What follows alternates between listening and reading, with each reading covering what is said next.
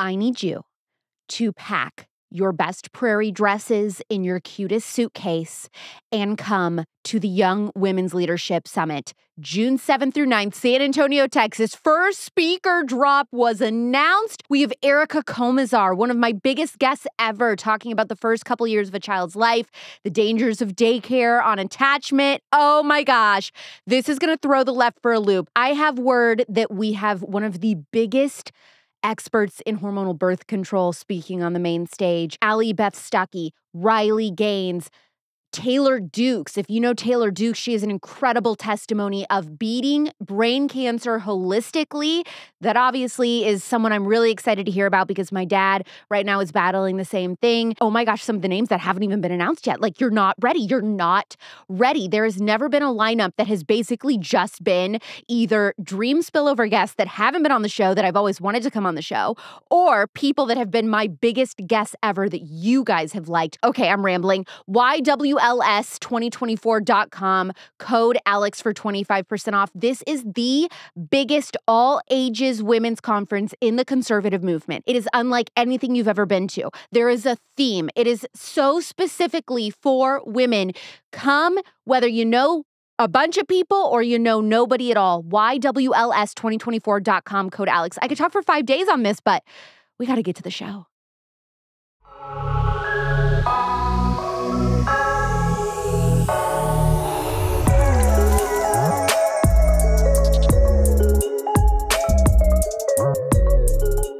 Is your child ever sad? They might need therapy. Do they resist being told no? No. They might need therapy. Struggle paying attention in class? Well, drugs, of course, but also therapy. Gen Z is the most emotionally distressed generation. They've also received more therapy than any other generation. So what is really going on here? There's allegedly a mental health crisis, but we seem to be deploying more help than ever before. Why then isn't the emotional state of kids improving? Best-selling investigative journalist and author of Irreversible Damage, The Transgender Craze Seducing Our Daughters, is back with another literary bombshell, Bad Therapy, an investigation into how mental health overdiagnosis is harming, not helping, children. If you prefer to see who you're listening to, watch this interview over on the Real Alex Clark YouTube channel. The show is made possible by donations from listeners like you. If you find yourself regularly listening to the show and have the financial means to do so, you can leave a tax-deductible donation through the link in the show notes. A 5-star review every time you listen on Apple or Spotify is a free way to support us that also really helps. Please welcome, for the second time, journalist and author Abigail Shrier to The Spillover. Abigail, you were my second interview ever on The Spillover. That was 3 years ago. And so I loved your first book. When I found out that you were writing the second one, I was like, I have to have her on again to discuss this one. Of course, it was just as electrifying as the first read. Thank you. You're one of my favorite journalists and authors, period, I think right now. Your new book, Bad Therapy, talks about how we're in the middle of this mental health crisis. But I want to know how much of this, ironically, is being fueled by the same people saying that they want to end it. Yeah, that's the thesis of the book. The thesis of the book is, look, we have a rising generation. They have gotten more mental health treatment than any in the recorded American history. So more psychotherapy, more diagnosis, more medication. And they are the least happy. They've had more wellness tips, by the way, more emotional regulation, coping mechanisms and such. So why aren't they the picture of wellness? They aren't. They're the picture of despair. So I really wanted to know why. Why isn't talking to a therapist good for everyone? That's a great way of saying it, because, of course, I'm not anti-therapy. I mean, therapy can be valuable, especially for adults. There's a body of research out there on the known risks of therapy, right? Any intervention that has the potential to help also necessarily has the potential to harm, right? An X-ray, Tylenol, all these things come with risks, right? You take them if you need them is the shorthand. But there's something else too. With children, it's different. Children don't have the power to say, listen, I think we're putting a little too much blame on my mom, or I guess that wasn't nice of my mom, but I wouldn't call it emotional abuse. Or I know I was teased in middle school, but I don't think I have PTSD. An adult can say those things. And those are the known harms of therapy. And there's a great body of research on this, as I said. The known harms of therapy include like making your anxiety worse, making PTSD worse, making depression worse, alienating you from a spouse or from your parents. And also the biggest, and we're seeing this all over this generation, a feeling of inefficacy, like I can't do for myself. I'm limited in some way by my diagnosis. Something that really struck me was you discovered that the types of people who we would think would benefit the most from therapy, burn victims, police officers, for example, they exhibited worse mental health after therapy than before. That's right. So there are these really good studies out there that every researcher, by the way, is aware of. It's the practitioners who seem to deny it. But the extended control group did not go to therapy, and then the other group went to a group therapy. And they did this with first responders. They've done it with breast cancer victims, breast cancer survivors, and PTSD victims. And time and again, they have found that very often the group that went to therapy emerged sadder and with more symptoms of depression or anxiety or whatever it is they were there to treat. And the reason is, and this is sort of the story that's not being told to this generation, but it should, all the research shows we are built for resilience. We are built to overcome. Okay. You go back to any of our families and you will find loss. You will find, suffering. You will find abuse. And there, in every family, there's a story of people picking themselves up. That doesn't mean it's pleasant, but picking themselves up and going out there and forming families and having jobs and being good neighbors and being good citizens, not sitting around on their parents' couch. Are there any circumstances where therapy was really helpful for somebody? Yes, when you need it. When you need it, when you can't stabilize without it, especially for a child, it should only be in that circumstance. But it's not what all these teenagers are saying. Right. I need therapy. I Right. can't stabilize. I'm so depressed. This is a completely wrong idea that everyone would benefit from therapy. Okay. The reason it's wrong is because there are these known risks, right? Tylenol, I love Tylenol. I take it whenever I have a headache, but if I took it every day, I would end up with liver damage. And the same is true for therapy. People who go to therapy regularly, and remember, most of the therapy in this generation, a lot of it's coming through the schools. A lot of it's coming through the parents, and they're all following the techniques of therapists. They're all doing this so-called trauma-informed care, or in the case of parents, they're doing gentle parenting, which is a therapeutic method. And all of it's supposed to get kids to focus on their feelings. Well, that focus is the best way to dysregulate kids. If there are risks to therapy, why are we only ever told the benefits? It's crazy. I think part of the problem is that the profession doesn't acknowledge risks or track them. So, for instance, there is this body of literature, of course, but, the known harms of therapy, there's a lot of disagreement within the field about whether, for instance, a divorce is a good or bad therapeutic outcome. So because they can't agree on those things, they don't make any effort to track them. And very often, if they were to track them, they would find, and researchers who have done this work have found, that actually some people will emerge from therapy with worse interpersonal relationships. Now, you might say, why? That doesn't make sense, because all they're doing is focusing on fixing their relationships. Well, sometimes when you're sitting around with your therapist, it leads you to an idea that actually my wife's a lot worse than I realized. Or my mom's a lot worse than I realized. She is toxic. And I interviewed this wonderful clinical psychologist, Joshua Coleman, who's also an author, who deals with family estrangement. So the rates of young people cutting off their parents is higher than we've ever seen before. And he said that in his, from his work and his research, in almost every case, a therapist is at the center of it. What does that mean? Kids are cutting off their parent more than ever before. Young adults are saying they no longer speak to their family members. That's a fairly new as a significant phenomenon in American life. People who say my parents are toxic, they're emotionally abusive. Now we're talking here about loving parents, because as he told me, as Joshua Coleman told me, and others confirmed, that very often people who were actually abused by their parents, they're actually very often more desperate for the relationship. But the people who seem to be cutting off their parents in alarming numbers when they reach adulthood very often were raised very gently by their parents in the most loving homes. But for whatever reason, then they went off to therapy and decided, no, this was toxic and emotional abuse. Even with pharmaceutical drugs, if there is a high risk after taking said pharmaceutical that you're going to increase anxiety, depression, suicidal thoughts, then you get that warning packet, right? If those same outcomes could happen after more therapy, shouldn't every therapy session begin with, hey, just so you know, there are risks after so many sessions, you might experience an increased amount of anxiety, depression, suicidal thoughts. That would make sense to me. Absolutely. And I actually have met therapists who do that. It's extraordinarily rare, but it is good practice. Absolutely. They should also limit the sessions. You don't treat especially a child as an annuity, as an income, a permanent income stream. But unlike what you mentioned, drugs, doctors are federally required to report harms, right? Drug interactions, bad side effects. They have to. It's they're looking for it. But here's the thing, with a doctor, they get to keep the patient.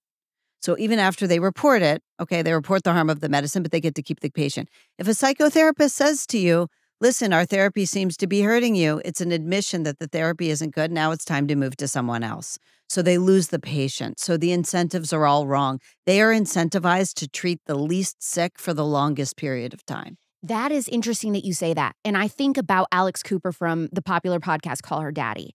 She is real big on therapy. Everybody needs a therapist. And she has had her therapist for years and years and years. And I would say she is a pretty normal, stable person. I mean, obviously, we don't know everything about everyone, but she is one of those prime examples where I look at and I'm like, why are you still seeing your therapist? It must not be working. I think that's a sign that your therapy isn't working if you're with them for years and years and years. Well, let me give you an example because I'm hearing this story all the time, but I tell the story in my book. So the young woman I called Becca, and I interviewed her when she was 17, but she had been in therapy since she was 6 because her parents divorced. So she didn't have a problem. She didn't have a mental health problem, but automatically when she when she was 6 and her parents divorced, they put her in therapy, even though she had had no mental health problem. It was just done automatically. I talked to her when she was 17. She had been in therapy for that many years. And I asked her, so what are you working on? And she said, well, I'm going off to college next year and I'm working with my therapist on how to make friends in college. I've never been very good at making friends. So we're working on it and talking about the ways I've tried to make friends in the past. Now, do you see what happens? This is a classic side effect of therapy. Teaching kids they can't do. They can never take a risk. They can never try. These are the things we used to consider normal. And in fact, if you look across this generation, they're not taking risks. There are no tech founders in this generation. They're afraid to get their license. They're afraid to ask a girl out on a date. You wrote, even when patients' symptoms are made worse by therapy, they tend to think therapy has helped. You explain that this is because they're not checking objective markers. What does that mean? So in most therapy, no one is saying, okay, let's measure your anxiety to certain responses. Now let's try again. Okay. You were having trouble in your relationships. You were unhappy. Now let's see, how unhappy are you with your spouse today? Let's see if it's better or worse than it was a year ago. No one's measuring that. So the therapy industry almost needs more regulation, is what I'm hearing. Am I wrong in that? It needs more guidelines. Absolutely. Where should they come from? I don't know. But the industry right now does nothing to police itself. And so, look, when we vent, we feel purged. But very often, I mean, I'm hearing this all the time. I was with my therapist for 5 years and I felt just as depressed at the end of it. And if you look, are you more successful in your job? Whatever you came to therapy, no one's measuring that it gets better. See, in medical offices, they are generally measuring it. Oh, my rash went away. Where are all my coffee drinkers at? I'm excited to share with you something new and different that I've actually never heard of before. Infrared roasted coffee. I didn't know this, but every coffee out there, no matter what brand you drink, is what they call conventionally roasted. This basically means that the beans are subject to the flames and fumes, which is why almost all coffees are bitter tasting and actually acidic. Infrared roasting keeps the flames away from the beans in this proprietary process, which makes for not only an incredible taste, but low to no acid. But that's not all. The Spillover's newest sponsor is the Patriot Red Coffee Company. Not only do they use this infrared roasting process, but they're a conservative, patriot-driven company that is giving a full 10% of their sales back to conservative causes and initiatives. I'm being told that their red special version also blends in the coffee fruit itself. Did you know that coffee beans come from a coffee fruit? Well, it turns out this fruit has a very high antioxidant value and is really healthy for you. And they actually put it back into the ground coffee. Sounds interesting, right? If you'd like to try this coffee, Patriot Red Coffee Company is offering to send you a couple of samples in their cool little single-serve pour-overs. All you have to do is pick up the shipping. Go to patriotred.com/TPUSA and use the code ALEX, where you can also get $10 off your first order if you want to just go ahead and buy a bag. They even have K-Cups. Try it at patriotred.com/TPUSA and use the code ALEX, where you can also get $10 off your first order or try some free samples. Find the link and code in the show notes of today's episode in case you forget. That's patriotred.com/TPUSA with code ALEX. The numbers of therapists have exploded. In the American Psychological Association, between 1946 and 1960, membership in the APA quadrupled. Then, until 1980, it quadrupled again. So you're seeing a vastly expanding industry. Since World War II, the effort has been to treat the worried well. And that's what they're doing. They're treating people who fundamentally don't need therapy. So Gen Z is now graduating from college. They are the most therapized. What's the word? Gen Z has gone to therapy more than any other generation. Are they happier? No, they're more miserable by every objective marker, right? We look at it in a society to see if people are happy. Are they forming families? Are they forming relationships? Are they holding down steady jobs? And they give all, kinds of reports by every measure. This is an unhappy generation. It's also a generation that we taught to focus on their feelings relentlessly. They have what I call in the book emotional hypochondriasis. They're emotional hypochondriacs. Now, what does that mean? A hypochondriac, I talked to this wonderful man, Arthur Barsky, who's a world expert in hypochondriasis, or what they now call illness anxiety disorder. What is it? It's not people faking illness, okay? It's people whose hyper-focus magnifies the real pain we all feel. And when people who are hypochondriacs turn it into an organizing principle of their life, they can't get past their pain. It gets more and more debilitating. And that's what we're seeing emotionally with these kids. They have magnified their feelings to such huge proportions that they feel that they need to get their boss fired. They need to go to HR and get their boss fired because he said something that hurt their feelings. It's that extreme to them. Well, people are going to say it's the social media, and you agree with that plays a part, but you actually think that it's a lot deeper than that. Can you elaborate? I do. Look, social media is bad, and it's acted as an accelerant for all sorts of problems, including mental health problems. But let me just give you one example. In 2016, 1 in 6 children between the ages of 2 and 8 had a mental health diagnosis in this country. That's a lot of kids. They weren't on social media. They're not on social media now, but definitely not in 2016 they weren't. So we're seeing all these normal kids being pathologized, all these normal behaviors being pathologized. And I remember you mentioned on your show, and I thought this was a classic example. You hear this all the time. You mentioned when you had Roger McFillin on, you said, I was feeling stressed. I went to my doctor and I said, my work's really gotten stressful. And he's, instead of saying, yeah, you're in a stressful job, you're performing every day, it's growing, you're getting more responsibility, you're going to have more stress. He said, why don't we try Lexapro? Mm-hmm. And here's what I want people to know. It's a misunderstanding of life. It's not just about big pharma and making money. It's that we have misunderstood life and we have misexplained it to children. We have told them that any distress is something to be deleted with medication. We don't tell them what's true, which is that lots of life is hard. Some of it's good.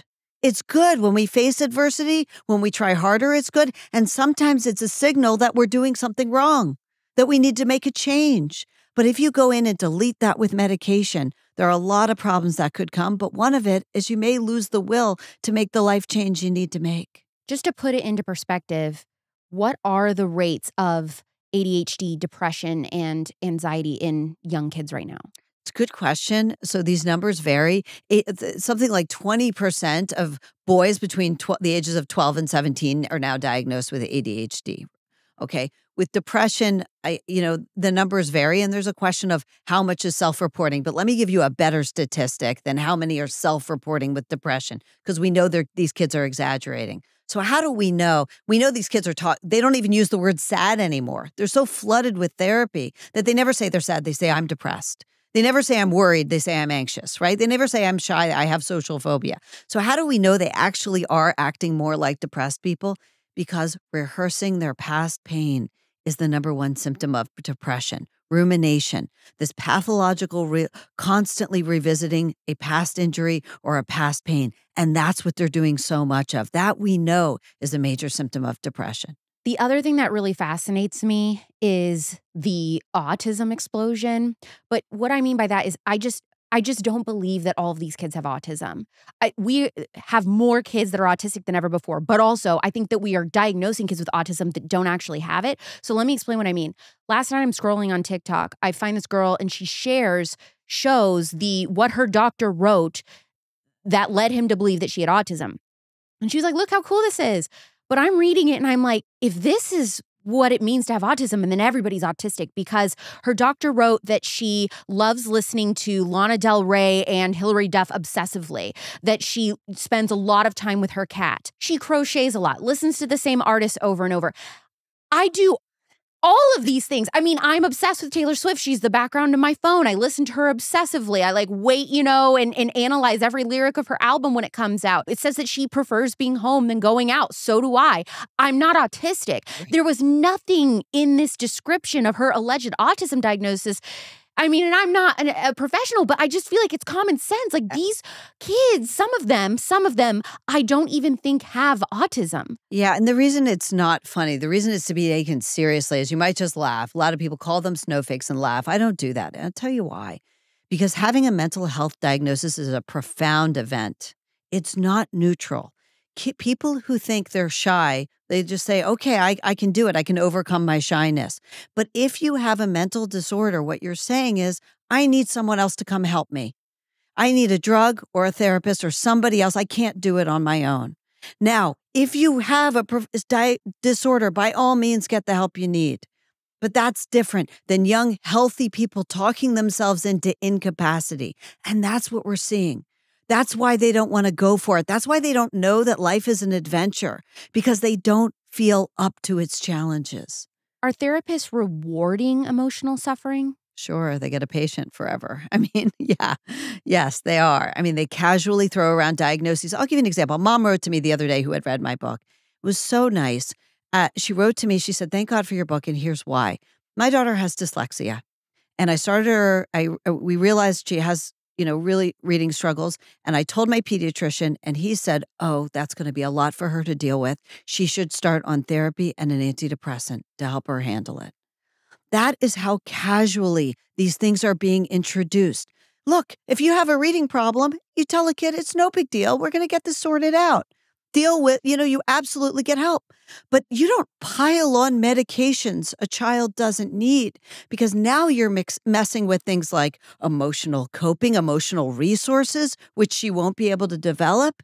You're messing with, depending on the age, sex drive, all putting on weight, all the side effects of pouring an antidepressant into a child who doesn't need it. Well, that was one of the scariest things about my Dr. McFillin interview, was him talking about antidepressants, anti-anxiety meds, inducing this type of sexual numbness that you could develop after only a week of taking it, basically immediately for life, that it never goes away. An inability to have a fully fulfilled sex life, feeling sensations down there and all this kind of stuff, just completely numbed on people. And here's the problem. If an adult starts on an antidepressant, he or she's going to know, hey, I don't like the way I feel. I might need to taper.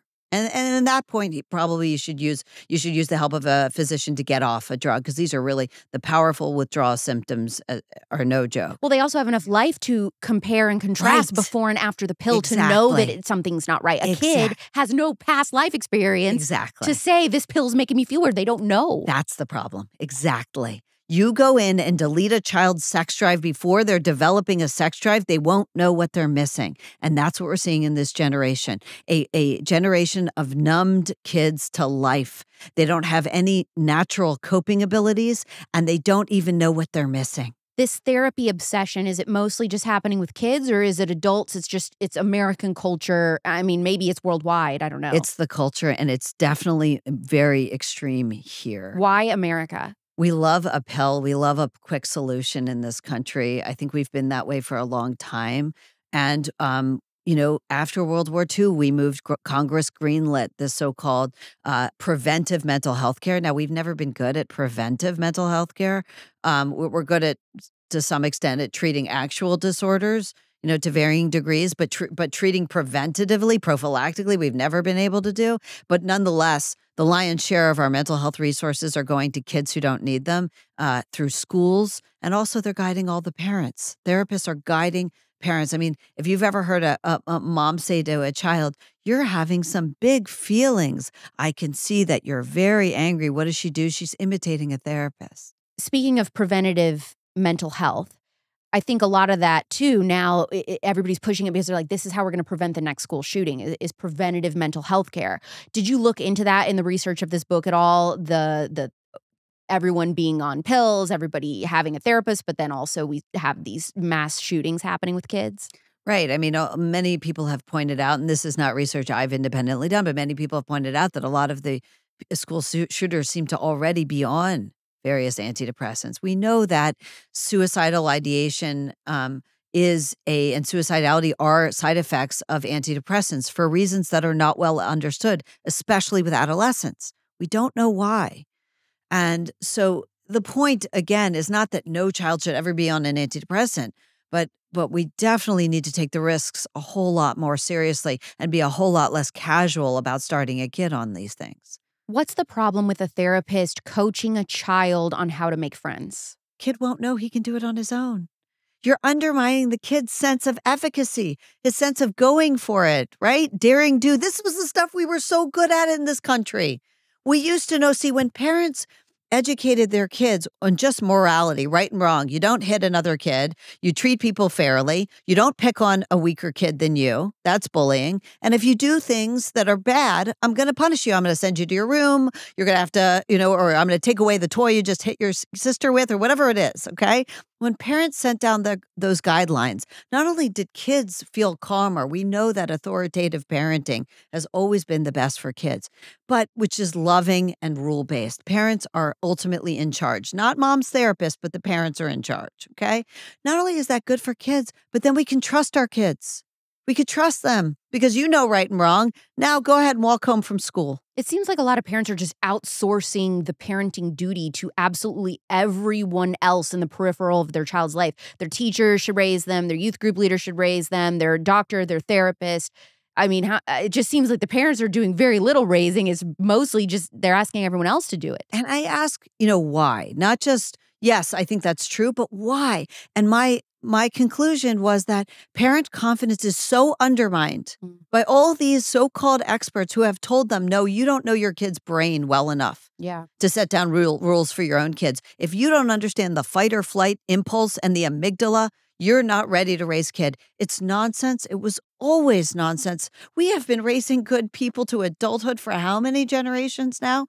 But it's so undermined parents' confidence. And then they were afraid that anytime they yelled at a kid or punished a kid, it could cause emotional trauma. Who is afraid of that more? Millennials as parents or Gen X? Millennials are the most afraid of all. They're the ones who believe in therapy more than any other, even more than Gen X.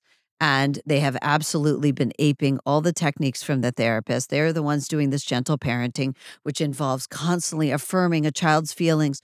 Oh, I see that you're so angry that you didn't want chicken for dinner. You just threw it on the floor. Can we think of something else we might have done?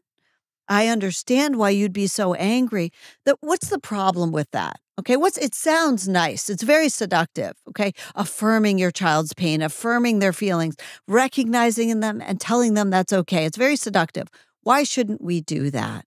Well, With an adult, if you're a non-judgmental therapist, which is what therapy is, right? Maybe an adult just wants a place to go without shame to talk about some of the things they've done or experienced in their life, and that's understandable. But a child is trying to figure out, is trying to calibrate, is this a proper response? Is the fact that I wanted macaroni instead of chicken a reason to scream and throw the food at my mother? And the parent has to tell them no. No, that's not something to get angry about. I know you're feeling lots of things, but anger is not appropriate. You wrote that some of these parents in gentle parenting groups brag about the fact that they've never told their kid no. Yeah, many of them do. The whole idea is you don't say no. You just affirm their feelings and give them choices and always place yourself as a resource on the same level as your kid. Never exert your own authority. And we know, and this is old research, it's the most replicated research, psychological research going back to the 1960s. Kids need their parents to be in charge, which doesn't mean being unloving. It means loving and rule-bound. It means ultimately parents are in charge. There's also this group of parents who feel like their kid can never be out of their sight. I have to be watching every move they make. They can never play out of my line of sight. What are we seeing in the development of those children as they get older? They don't trust themselves. They stay in the cage. They've been raised in the cage and they don't want to leave it. They're not growing up. You have to raise kids. Risk taking is what makes kids stronger. And yes, that means getting your heart broken. And yeah, that means sitting next to an obnoxious kid in class without having mom call the teacher and move your seat. Because you have to learn that someone can say a mean thing to you without your mom calling the school and complain that you've been bullied. Because you haven't been. It's not true. One mean comment to you, that's life. And you're going to be just fine. And that's the message they need to hear. Wake up to skin that's plumped, nurtured, and radiantly healthy. Packed with vitamins, essential fatty acids, and hydrators, its unique texture comforts and softens skin through the night. The soothing lavender oil fragrance ensures a calm, relaxing sleep, while the cream works to rejuvenate your complexion. I want radically good skincare, not radical politics. If you feel the same way, then you're going to love Nimi Skincare, who is virtually one of the only companies that's not going to take your money and give it to politicians that hate you as a Christian conservative. Nimi's Overnight Recovery Sleep Mask is formulated without parabens, phthalates, and sulfates, and is great for all skin types. I like sleeping with it on, but you can also wash it off before bed if you prefer. Try modern skincare with timeless values at NimiSkincare.com and get 10% off with code AlexClark. That's NimiSkincare.com with code AlexClark for 10% off, or click the link in the show notes. How does gentle parenting encourage violence? Well, the kids don't learn any emotional regulation. And all of their emotions, no matter how extreme, are affirmed. So what are we seeing in the rising generation? Look, there was a story the last year, young members of Gen Z, I guess the oldest members of Gen Z, got one of the most famous organic chemistry professors in our country, a man who taught at NYU, fired. Why? Literally, this was the reason, because his grading system, meaning he failed a certain number of pre-meds every year, failed to take their feelings and their wellness into account. This is a generation that so believes its feelings are a guide to right and wrong. Its feelings are the most important thing in the world, because that's what they've been told by their teachers, by their parents, that they show up at work and they want to get their boss fired if he hurts their feelings. Okay, so how many professors in schools go along with that type of behavior and are passing and graduating med students, for example, that act that way, that don't actually deserve the degree? Well, that man was fired. He had written the classic textbook on organic chemistry. My understanding is he was one of the, if not the most important professor of organic chemistry in the country. Right, so that means the school sided with those crazy kids. Yes. But what I'm saying, I'm scared of the future generation of lawyers, doctors, the people that are making decisions, are judges that graduated, who knows, obviously maybe not merit. The thing to know is that these kids are not just tyrannizing each other with their emotions, they're tyrannized themselves. Their emotions are so out of control because we've told them time and again, your emotions are the most important thing. We're going to stop everything. We're going to bring the family to a halt if you're upset over what mom served for dinner. So imagine when you and I, Abigail, are way older, we're elderly, we're sick, maybe we need medical care in the hospital. And those are the kids who are our doctors, and they find out like the life work of you and I and the things that we did and the things that we stood for.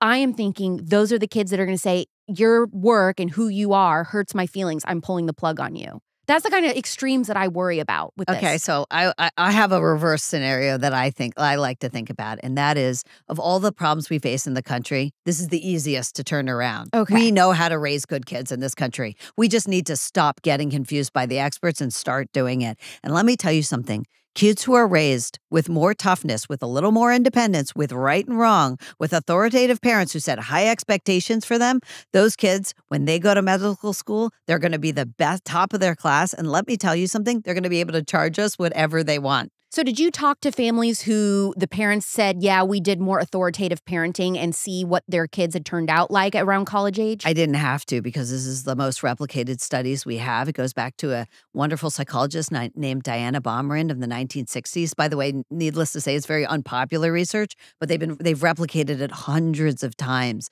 And what they found is that not authoritarian, not cold, unloving, and rule-bound parenting, and not permissive, anything goes parenting, but the most successful, the happiest, the most well-adjusted kids are always the kids from authoritative families. And the kids that struggle the most, what parenting style did their parents use? So it's either the authoritarian, which basically doesn't exist anymore. These are people who put obedience at all costs and they're unloving. It basically doesn't exist in America today. And there's permissive. Now, permissive doesn't exist either, because what we have today is worse than permissive. It's, I will never punish. I will never assert my authority with my kids. I will never say no, but I'm also going to surveil them.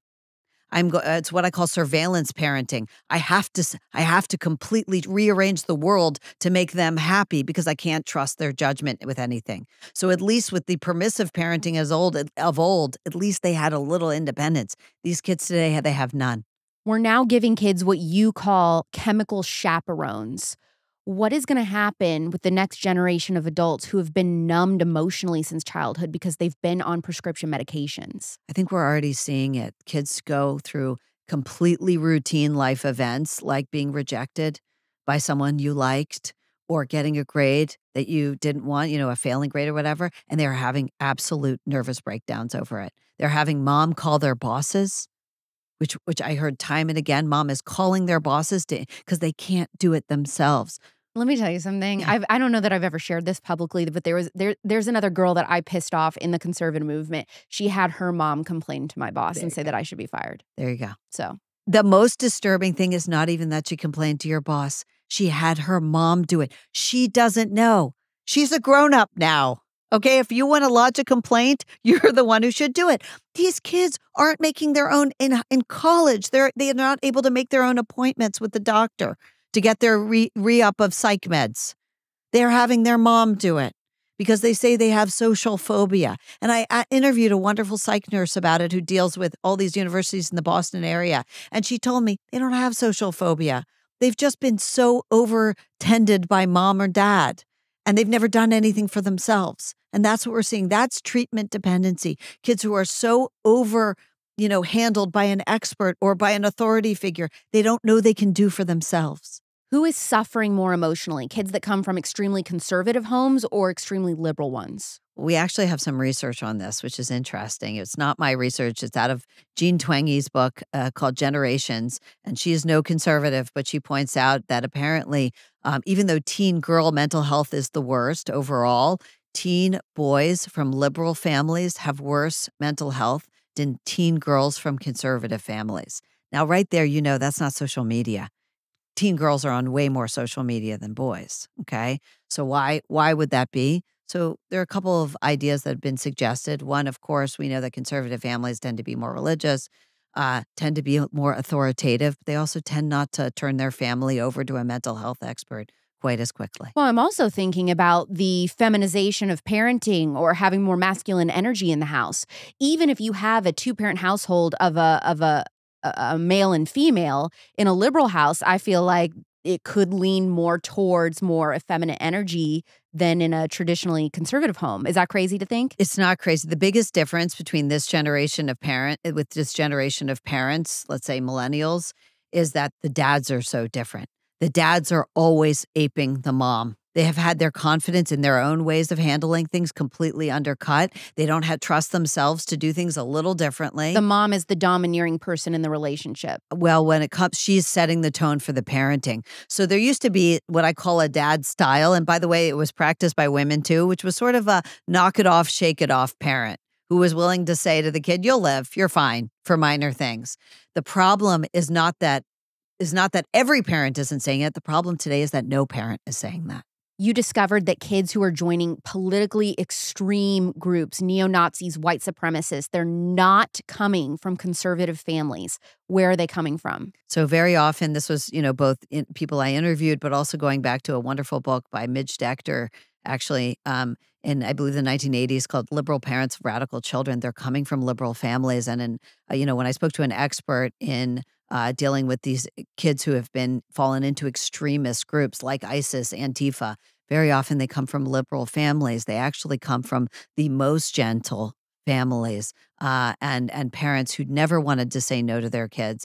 And as one person put it to me, when they don't hear no, they go looking for daddy somewhere else. And the thing about radical movements is they will give you rules. They will give you firm rules. And very often young people are craving that. When somebody is craving an authority figure and we're looking at kind of minority neighborhoods, a lot of times we see that with gangs, kids joining gangs to have that family atmosphere, right? But then the kids that are joining these really fringe political movements, Antifa, the like, I feel like they are typically white and they're coming from these affluent liberal homes. I mean, does that sound right? It does track with my understanding, based on my, I'm a journalist, but based on, people I've interviewed, yes, that very often it is coming from liberal, certainly non-authoritative and very gentle homes where the rules weren't set down clearly, and so the kids go looking for them elsewhere. Now we're seeing that in the news. I don't know how representative that is, but according to the interviews I've done, it does seem to be. So we know that the rising generation is more radical. They're more politically radical, both on the right and on the left, but especially on the left. The biggest growth has been on attraction to far left movements. So part of that, of course, is because of social media. But I do think that part of it's also the way they've been raised. These kids are craving structure. Did you talk to any parents of kids who have joined Antifa and asked them do you think, how did you parent? Were you surprised by this? No, I interviewed people who've worked with families that have fallen into this. Okay. So, I interviewed, people who have talked to, let's say, dozens, if not hundreds of families. I don't know if you saw this story in the last couple of days, but there was a 59-year-old Houston woman who is currently fighting for her life. A 12-year-old boy came into her driveway, stabbed her. The boy's mother tells the news, well, he's just a boy. We all learn from our mistakes. My question for you was, he was charged with aggravated assault, but do you think that falls into gentle parenting possibly? I'll say this, that the emotional dysregulation, the violence, the chaos that teachers are reporting in public school, they say is at a level they haven't seen before. So if you interview teachers, they will tell you this, that violence is being totally uncontrolled. Now, where did we get this? Well, in 2014, Obama wrote a Dear Colleague letter in which he threatened public schools that he would cut off their funding if they kept disproportionately expelling and suspending minority kids. And so what did the public schools do? They came up with a program which was called restorative justice. So instead of a disciplinary system where if you're violent in class, you get suspended or expelled or you have detention, now the answer was we're going to treat it with mental health. And is this rule still in place? Absolutely. The approach in schools is trauma-informed care.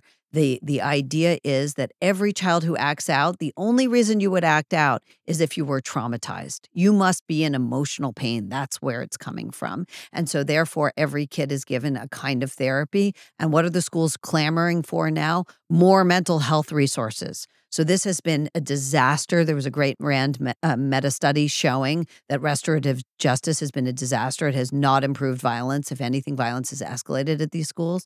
But nonetheless, we're pouring more and more mental health resources into the schools. The kids are getting a whole lot more therapy, which is a whole lot more feelings focus. And yes, more dysregulation, more depression, more anxiety, because that's what comes out of feelings focus. That's what comes out of thinking about me all the time. And by the way, there's great psychological research on that. We know that sitting around thinking about yourself, rehearsing your pain, that's a great way to make you more depressed and more dysregulated. I have questions about discipline. Did you look into at all what happens to kids who were spanked as children and how they end up turning out? It's a great question. No one else has asked that because spanking has become so verboten that you can't even talk about it. I love that. I am the one with all my interviews. I will inevitably ask something the guest says, nobody else has been brave enough to ask it. That's right. So here's the thing that I will tell you. I don't know about how efficacious spanking is. Okay. I haven't seen good data on that spanking is helpful. I haven't. So I don't recommend it. But does it cause trauma? There's not good research on that. Now, things are a little different today because everyone believes that spanking traumatizes a child. And if we all accept as a culture that necessarily, and we communicate to kids, that will cause you trauma, then we can talk a kid into a sort of traumatic, injury of sorts. And look, there's a wonderful new piece of research out by this wonderful researcher named Kathy Whiteham, who does these prospective studies with kids. This is the only rigorous form of study. She looked at kids who went through a traumatic experience. She documented it. And then with a team of researchers blinded to which group they were in, whether they had actually gone through a traumatic experience or not, they re-interviewed them as adults. And what she found was that adults who believed that whose life narrative did not include that incident, in other words, they didn't think it was a big deal, they did better in life. They were happier, more successful adults. And adults who thought they had been traumatized as kids were much more likely to suffer, even if it turned out they were misremembering. So the narrative we build around trauma, teaching kids, as we're doing in schools today, that they've been traumatized is the most dangerous thing we could be doing for them emotionally. Not spanking is what you're saying. Sounds like it's other things. It's even worse. It's definitely worse than spanking, is teaching a kid they've been traumatized. What is responsible for creating this phenomenon of gentle parenting? Well, it's therapists. I mean, by and large, it's psychologists or neuropsychologists or therapists telling parents they don't understand the brain. I do. And by the way, we never get to see the product of their amazing methods, ostensibly amazing methods. Sometimes these parenting gurus will say, my oldest child is 9. That is true. I've never met somebody who is, a thriving 27-year-old who was the product of gentle parenting. Right. And here's what I want parents to know. I'm not a parenting expert, but please do not listen to someone whose oldest child is 9. They are not a parenting expert. You know who's a parenting expert? Not me. Someone who has actually raised young children to adulthood. Successfully. Right. Productive adults. People who can be relied upon by others. Good friends. Good neighbors. Show up for work on time. Load-bearing walls. It also seems like everybody who's obsessed with gentle parenting and says it's worked so well for their kids have one kid. It's one child to try this on. It's very time intensive because they will say things like, if your child's screaming and flailing, don't punish them because that will be damaging. Hug them, hold them and hug them for as long. Well, if you have more than one kid, you can't lie on the floor in a bear hug with your 9-year-old, right? You have 2 other kids and maybe dinner going. It's not practicable. So yes, it's an extremely intensive thing that has very suspicious, indications that it's actually working for anyone. You actually have seen parents ask questions that are involved in gentle parenting groups that say things like, so does anyone have any advice on how to get a 3-year-old to accept the consequences? Right. And the answer is always, your child may have a diagnosis. Are you serious? Always. If you go to these chats, I think she sounds a little spectrum-y to me. That sounds a little like ADHD. She may have sensory processing issues because it's not just the official diagnoses anymore. Now these diagnoses are proliferating. right? So it's sensory processing issues, not quite a disorder, but now we have to rearrange our lives around it and be more and more. It's a sensitive child, they will tell you. And parents, it's flattering to the parents to think they have recognized a sensitive kid. The problem is they're creating the hypersensitive kid. Well, and you talked about how, too, instead of just saying yes or no or, saying like, this is your punishment or whatever, these parents that are all worried about their kids accepting consequences, they're like, well, I've tried everything. I gave them, sad chores, or I don't know, redirected them. But they do everything basically besides say no. Right. They have a calming corner. I think the results are a catastrophe, to be honest, of gentle parenting. But there's a bigger catastrophe because you send a dysregulated kid who's never heard the word no off to school. Well, now a teacher has to control 25 children. There is an unprecedented attack on anyone sharing information in the media right now that is antithetical to the typical pill for an ill dogma. They want you to believe that being sick is normal. It's normal to be tired all the time. Women getting cancer younger and younger is not concerning. Suffering from serious hormonal issues is just what it's like to be a woman. This big pharma groupthink is hurting women. I believe this, and so does feminine product company Garnu. Garnu tampons and pads are made from 100% organic cotton. No glyphosate, no dyes, no chlorine, no fragrance, all of which contribute to a daily reduction in parabens and phthalates, which can reverse the accumulation of cancer, according to a 2022 PubMed study. It is so important for women to lessen our toxin load as much as we can, and a great place to start is with products used in the most absorbent areas of our body. Garnu offers light and super tampons, pads, overnight pads, and panty liners, free of the chemicals you want to avoid down there. Plus, Garnu is a conservative-owned company. Your custom box of period products can arrive monthly just in time for Strawberry Week. No more late-night drugstore runs. Just Garnu. Go to garnu.com with code ALEX for 15% off your order. That's GARNUU.com with code ALEX for 15% off your non-toxic period products. Or find the link in the show notes.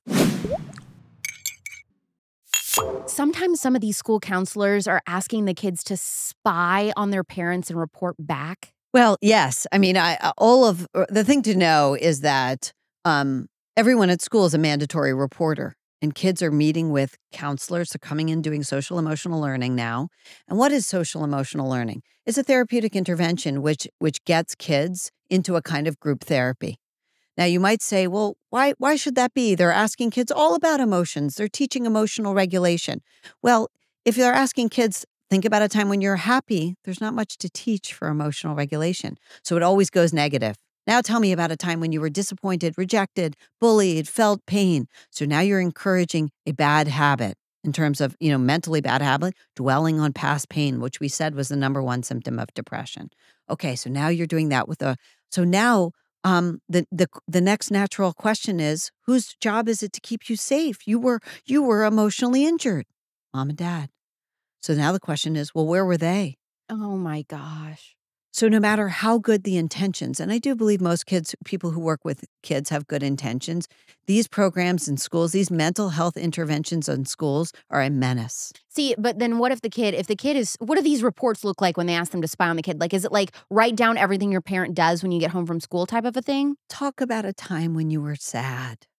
Talk about a time when a caregiver, they always call parents caregivers, right? That's the demotion for you. If your actual parent is only your caregiver, then anyone can become your parent. That's right. Caregiver. So they now talk about trusted adults. The school counselor is identified as a trusted adult, but your parents in these exercises are typically called caregivers, meaning just service providers. And that's where the demotion in the kids' feelings for the parent comes. Okay. And this isn't just my feelings. While I was writing a book, 2 teams of researchers I didn't know about were looking into the same things. They were looking into social emotional learning techniques and emotional coping techniques tried out with kids in Australia and in England. And after I finished the book, they came out with the results. And the results were that just teaching things like anti-bullying techniques, emotional regulation, coping techniques, that was enough to cause kids to be sadder, to be more anxious, and to be alienated from mom and dad more than the control group. They followed these kids. Is social emotional learning what education majors are learning in American colleges? Yes, it's almost every single public school is teaching now, and many, many, many private schools. And by the way, they are now demanding, every time they look at the mental health of this generation, they are demanding more and more resources. These kids need less. They need less of the medication. They need less of the therapy. They need to be told, you're strong. And here's what I want people to know. Not only is it not helping the kids who didn't start out with a problem, it's not helping the kid who did face adversity. Because you know what? A child who's just lost a parent, having a counselor casually inquire about the death of his mom right before he has to take an algebra test is not helpful. It's counterproductive. You have some other ethical concerns about the school counselors and social emotional learning. It's an ethical problem for the therapists that you talk to also know all of your friends, all of your teachers. That's right. There's this long-term ethical prohibition on something called dual relationships. Therapists are not allowed to be your sister, meaning if they're your sister, they can't have you in therapy. Why? Why can't they be your neighbor and your therapist? If you're their neighbor, they can't take you on as a patient. And why? Because they could have too much power over you. They know all your secrets. They see your spouse or your boyfriend every day, right? The abuse of power is it's too tempting. It's too great. So the profession generally makes them off limits, dual relationships. The problem with school counselors is they have a dual relationship with every kid who walks in the door. They know all the kids' teachers. They know the kids' parents. They know the kids' friends. They know the kid who they may have been dating and broken up with, and they know what happened. So they are in a position, whether they're doing it or not, to exert an enormous amount of power over the kids' lives. And what are they doing now? They're running interference with teachers. As soon as they hear kids struggling, they go running into the teacher. I don't think she can handle a math test today. It's the opposite of what we should be doing with kids. I mean, when I was growing up, we also had school counselors. Right. Do you feel like they've always been a bad idea, or has something changed recently with school counselors? It's changed. Okay. So what we used to think of the school guidance counselor was, it's someone you could seek out if you really had a problem, right. if you were really struggling. Yeah, they never talked to me right. unless I went to them. Right. That's how it was, and that's how it should have been. Okay. I'm not saying don't have a resource there, but we need to shrink these counseling staffs so they're not over-treating every child. There was one chapter where you talked about teenage boys all needing help putting on a clip-on tie, and that the teacher told you that they can't even go across the street to get fast food on their own. They say, well, I don't know how. Right. What is going on with this emotional stunting of teenagers in America? Right. They feel unwell. They have something like 42% has a mental health diagnosis. The number of them have convinced themselves, less than half of this generation says its mental health is good. They don't feel up to challenges. And why can't they try a tie? They're afraid to do anything without asking an expert. They have been told again and again, we'll sort out your problems. You can't handle anything. But why are they saying they don't know how to go across the street and go to Chipotle? Because they've never been able to do it. What's that? I don't even understand that. Parents never gave them any independence. But these kids don't have a job at 15, 16? No, they don't. And they don't drive. And they don't drive. And they don't feel they can. In fact, boys at 17 are telling their moms that driving is scary. We have absolutely incapacitated a generation. And we need to remove a lot of the over-treatment of this generation. Let's talk about this obsession that we have with trauma as a culture. Everyone knows the saying, the body keeps score. Now, they're saying that our trauma goes back as far as our ancestors and that it manifests physically. I've actually never heard anyone be critical of that until I read your book. You are critical of it. Why do you think that isn't true? So it isn't true, but here's what I want to say. People who make that claim, they make a lot of headway moving between, and they never own up to this, metaphor and a clear scientific claim. So what they do is they say, if your ancestors were hurt, you carry that trauma in your body. Well, it's often not clear. Are they speaking literally? Because literally the answer is no. Yeah, they're saying like back pain and stuff. Right. They're saying back pain. In your uterus, you carry the pain of your ancestors. Now, conveniently, this obviously works with a certain amount of wokeism, right? Because if that's true, than today's generations can be experiencing slavery in their bodies, right? So it's very convenient. It's also not true, by the way. There's no good research on this. If it were true that our bodies were marked by trauma, permanently, epigenetically transmissible from generations, then none of us would be flourishing. We wouldn't be here. Why? Because things like death of a parent, death of a sibling, incredible poverty and deprivation, they are the story of every family. And you know what else is the story of every family? Resilience. Mm. Picking yourself up and overcoming and going out there and being a strong adult who can support others and help others. Now, does that mean that no one ever has PTSD? No. We know that some small percentage of combat soldiers, for instance, may have PTSD or survivors of a real traumatic sudden incident. They may have symptoms of PTSD and they may suffer with it. Absolutely. The problem is that every kid today who goes through anything hard thinks they have PTSD, and they don't. Has that been the most controversial part of your book? Or what in the book has given you the most pushback from other people? Mostly it's been a giant sigh of relief. And let me tell you, the number of doctors and researchers who have come out of the woodwork to tell me that they loved the section where I go after the trauma gurus because it never made any sense and they've been dying for someone to attack it is shocking. Are we overdosing sensory issues in kids? Yes. And what we're doing is the opposite. Rather than what's worked, and cognitive behavioral therapists know this, exposure therapy, right? Exposing kids to a certain amount of distress, letting them handle. Oh, I don't like that noise at night. You don't run and buy a soft sound machine and blot out all the noise. Oh, I don't like the tag at the back of my shirt. You don't cut out all the tags. Why? Because you're going to make a kid more intolerant of the normal stresses and distress in life. If you constantly, treat your kid like the boy in the bubble, then the kid is going to become more and more, vulnerable. And that's what we want. We want to build strong kids. Happy kids are strong kids. We want to make them strong. What about the people that say, well, I think I have an exceptionally sensitive child? Right. And then they're getting that result because they're talking their kid into sensitivity. Unfortunately, a sensitive child is very often an unhappy child too. So we said happiness was our goal. It was never a good goal. If you make happiness your goal, you will be unhappy. There's really good research for that. But let me tell you, make your kids strong and you can worry a whole lot less. What are the Japanese parents doing that American parents should be copying? Japanese parents have done so many interesting things, and their young people are much better at emotional regulation. Okay? Well, that one show on Netflix, yes. They've got 2-year-olds running errands in public alone. Right. That's right. I love that show. And I interviewed a woman who's a cross-cultural expert in emotion. She's a psychologist at Georgetown University, Julia Chensova-Dutton.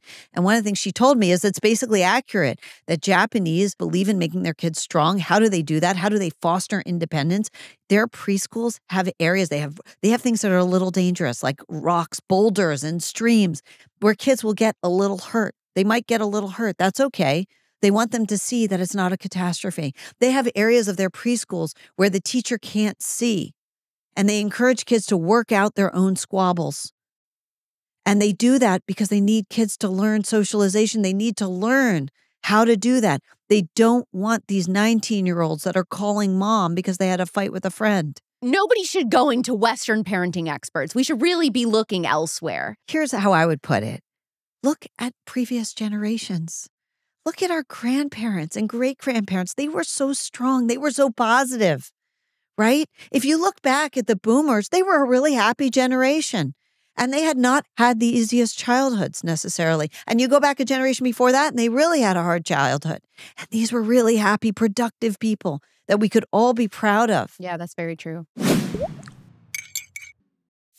Life hack alert! Your favorite non-toxic brand just launched something new and amazing. Alivia, my favorite organic prebiotic body care line, just launched their Rosewater Luxe Mist. They combine their proprietary prebiotic base with a 10 times stronger prebiotic concentration than their prebiotic body washes to feed and nourish your skin's microbiome. Woo, that was a mouthful, but all you need to know is Oh, this stuff works, baby. The coconut oil, organic rose water, organic rose essential oil, and aloe vera are aerated in a soft water mist that lands gently on the skin and evaporates into the air, leaving the powerful organic ingredients to settle on your skin and naturally help relieve the symptoms of your eczema, rosacea, psoriasis, or really dry, sensitive skin. I use this all over my body and face. Olivia Rose Water Luxe Mist also promotes collagen reproduction and works to restore the damage caused by age and everyday chemicals. It's 100% natural and organic, non-toxic, GMO-free, chemical and paraben-free, free of all fragrances and dyes, contains no animal byproducts, and vegan and cruelty-free.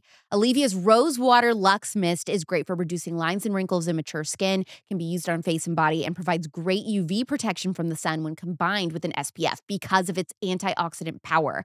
It's also just fabulous to spritz throughout the day on the go or as part of your morning routine. Go to Olivia.com to find all of their organic prebiotic products to help feed your skin's microbiome. Use code ALEX15 for 15% off. Olivia.com with code ALEX15 or find the link in the description.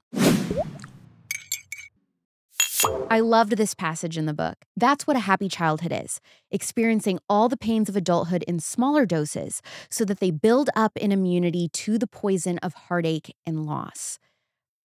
So many parents believe the opposite, that our kids cannot feel or experience any pain whatsoever, or else they've been failed, and then that means they didn't have a happy childhood. Right, but just talk to any adult who says, I had my heart broken in second grade. You talk to anybody at I was crazy about this girl or boy, and he didn't like me back, and it wasn't devastating. It made them stronger. Right? These relationships that don't work out, talk to anyone who's been through one and gotten through in the other end. They usually say, now I know what I'm looking for. Right? These experiences do make us stronger, but if we shield our kid from every distress, every painful experience, every time they're teased, we rush in and complain to the other child's mom. We call it bullying to them and make it so grandiose in their minds. Then ordinary adult stress will overwhelm them. They won't develop the musculature. We want these kids to develop emotional musculature. Sticks and stones may break my bones. I haven't heard that, and I don't know how many decades. Yeah, words do now, we're told, harm us. Right. Kids should be told the opposite. You're going to be fine. She called you a mean name. So what? Don't worry about it. What is your advice for parents who currently have their kid in therapy? So it depends. Have you tried to stabilize the child without therapy? Do they have a real problem? Okay. If you can't stabilize your child, whether it's anorexia or any number of disorders, where it's severe, by all means, then the question is, what kind of therapy? And then I would take a serious look at the efficacy of that therapy and how many sessions, and interviewed the therapist seriously. But everyone should be aware that therapy comes with a series of known harms. You should check, is my child's anxiety getting worse? But here's another thing. Don't let your kid sit with a therapist for years with ambiguous goals if she doesn't need it. I'm sure that there are a lot of parents listening who are thinking, what if I've messed up? What if I have a young adult child or a teenage child now, and I did have them in therapy for years and years? Look, I can't pretend that it's easy to turn things around if your child's already in college, because that's really far along. But there's a really hopeful story here, and this is the easiest thing to fix. It's so easy. We know how to raise good kids in this country. We've been doing it for generations. Great people to adulthood. People who never knew about the amygdala. Okay? And we can do it again. And all I'm saying is go back, ask your parents what they did, ask your aunt and uncle, ask your grandparents or great-grand, see what they did. But also tell your kids what your family went through. We need to reverse the message. And the message has to be, you come from tough people and you can get through hard things too. Where can people get your book and follow you on social media? The book's called Bad Therapy. It's available wherever books are sold, Amazon, anywhere. And you can follow me on Twitter at Abigail Shrier. Any hints on what you think you want to cover next in your next book? Or you're like, this book is still, just came out. I'm not even thinking about the next one yet. I promise to let you know. I'll get back to you on that. Okay, that sounds good. Thank you, Abigail, for coming on the Spillover. Oh, really? It was great fun.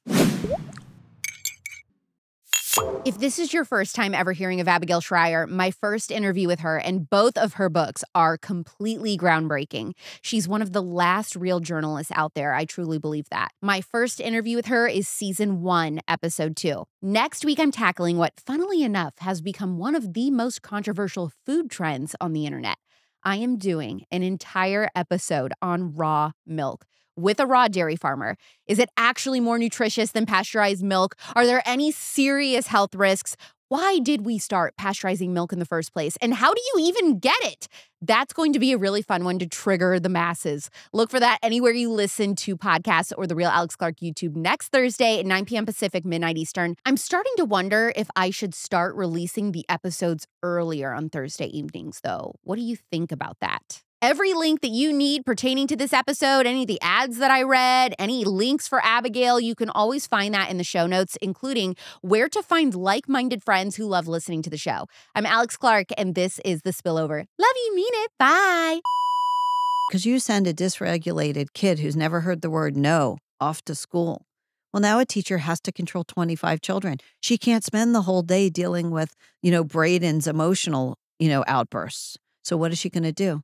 She's going to recommend him for medication. That camera guy's name is Braden. So funny. I knew I could see in my peripheral that you were like, ah!